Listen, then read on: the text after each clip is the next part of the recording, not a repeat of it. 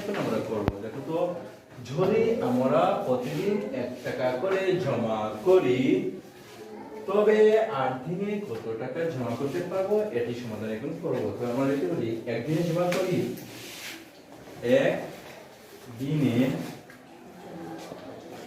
জমা করি কত টাকা বলো তো দেখি?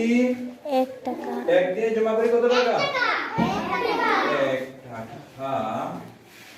তাহলে কত দিন? সুতরাং 8 দিনে জমা করি। কেউ গুণ হবে না ভাগ হবে? গুণ হবে। তাহলে 8 গুণ 1 টাকা। তাহলে 8 একে কত হলো? 8 টাকা। তাহলে উত্তর কত টাকা বলো তো দেখি? সবাই বলো। হ্যাঁ, আমরা 8 টাকা জমা করতে পারি ওকে 8 দিনে।